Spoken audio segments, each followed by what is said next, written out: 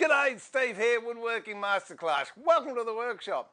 I'm not sure if you know, but I've been streaming every day since this situation has hit the world, and I've been doing 2 or 3 hour streams from 9:30 in the morning, Queensland time, Australia, through to 12:30, 1 o'clock. And today we just had some fun, did a bit of woodwork, but I made pasta. So I've broken it up into 3 parts. And you know what amuses me? When you watch these reality TV cooking shows, they've got 5 minutes to go and the music's sort of building a crescendo and they're all thumbs and fingers and it's all panic. Oh, I've only got 5 minutes left. I think I'll make some pasta. That is absolute rubbish. This pasta making is in 3 parts. 2 parts for making pasta, linguine and spaghetti, and the third one I made some ravioli. So I hope you're enjoying them with the spirit of it.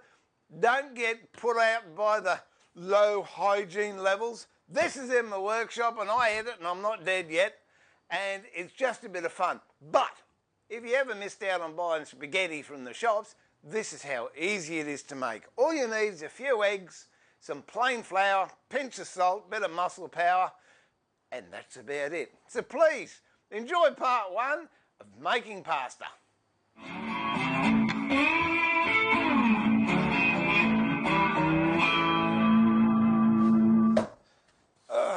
Okay, what do we need? What do we need?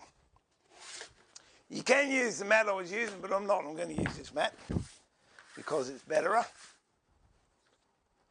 You're right there, Bob. It's got rolling pin.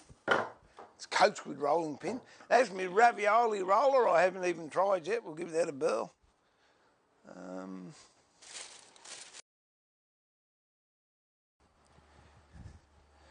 There you go, an old tea towel. And don't forget, you got your shop bucket of water. You can have it cleaner than that if you so desire. It depends. The moths are optional. You don't need to have a moth in there. Water's good value. Chuck that in there, that's all good. I can see people heaving already. Okay. So, it's a Jamie Oliver trick I got this one.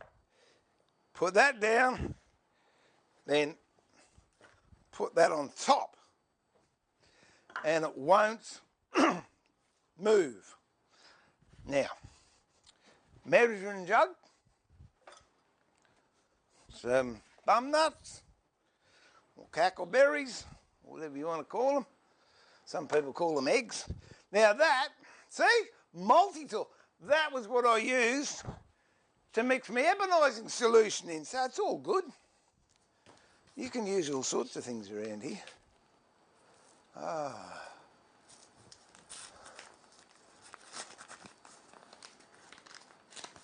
There we go.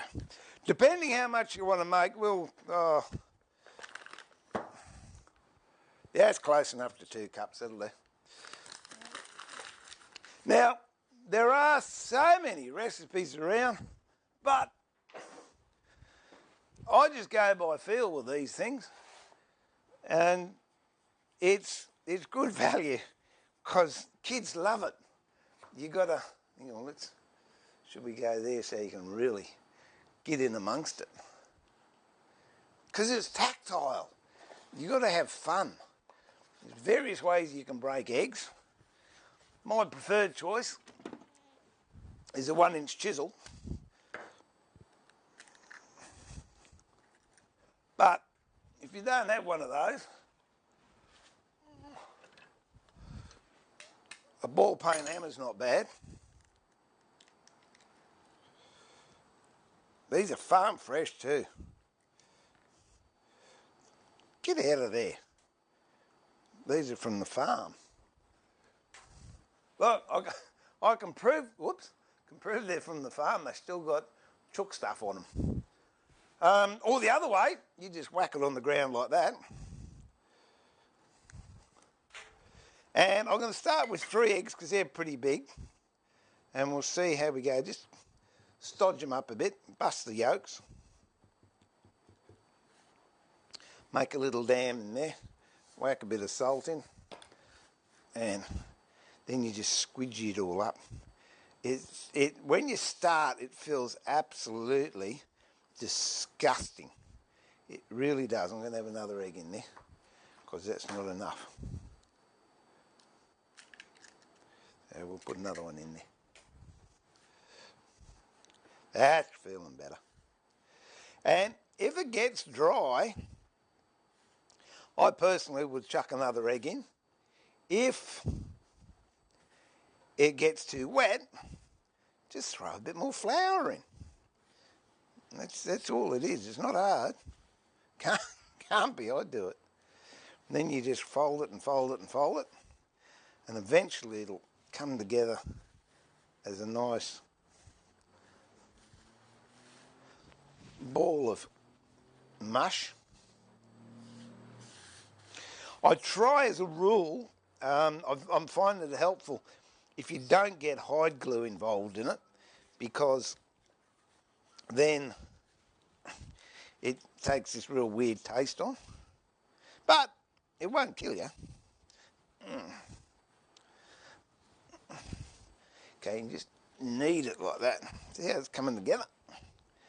That's not too bad. Get all the soft stuff. I mean, it's not hard to do.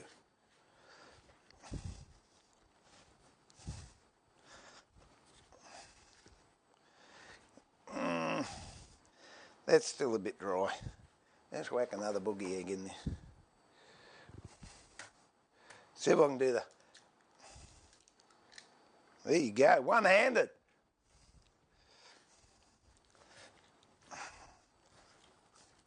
That's better. Yeah, it always amuses me with recipes. They're so precise, but they don't take into account how big the eggs are or anything like that. Okay, that's starting to go well.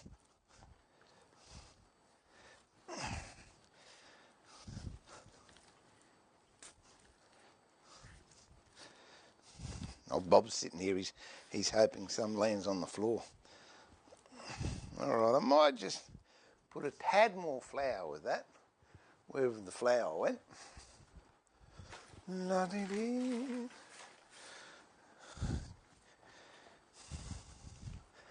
What do you want it? You don't want it dry, but you don't want it sticky. So you just keep mixing until you... It's exactly the same as woodwork. It's a feel thing. You'll feel when it's right, actually. That's feeling pretty good.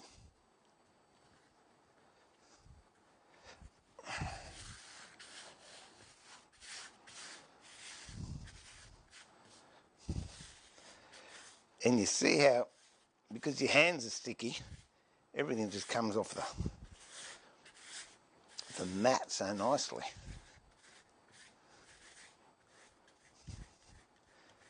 When I've got all this mixed together and I'm happy with the way it's mixed, well then I think I've got some Glad wrap over there, or plastic film wrap. We'll wrap it up and then we'll leave it sit for a while. An hour seems to be good.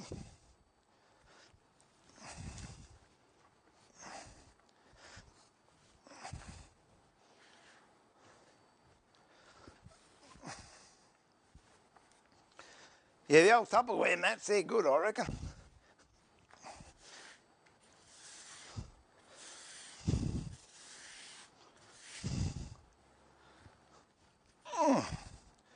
Whilst you're kneading it like this and laminating it, I don't know what it does, but it does something to it.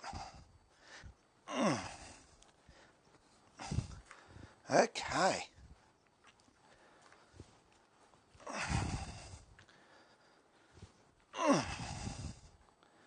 That's pretty darn good, I reckon. I'm happy with that.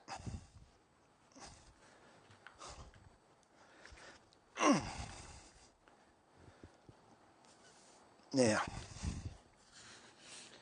this I'll pop in the bin.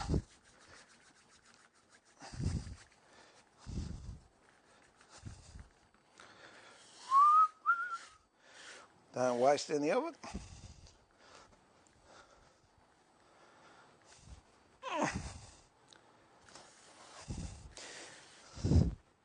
And before the council or the OH&S or the cooking police come round, I'm eating this myself, so I don't care. I'm not selling it.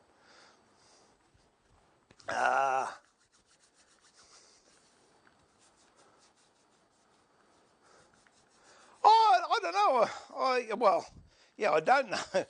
But Susie always has full pantry, so it's all good. I've never tried it with self-raising flour. I just use plain flour.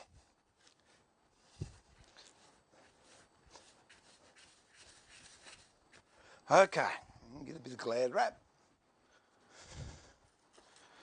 There's 3 stages with this stuff.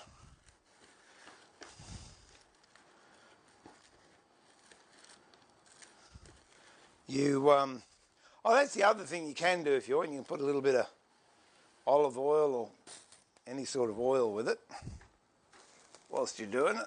I generally throw olive oil in the water when I'm cooking it. But yeah, so that's the pasta dough. We've made that. Then the next thing, what's the time? Yeah, in about an hour or so. The next thing is we'll make spaghetti, or I prefer, what's that long stuff? Linguine. We'll do that, and might have a crack at making some ravioli. Then we'll cook it. Oh, then it dries, and then we cook it, and then we eat it. So perhaps it's a 5-stage step. I don't know. Anyway, that's it. Cooking 101. All over.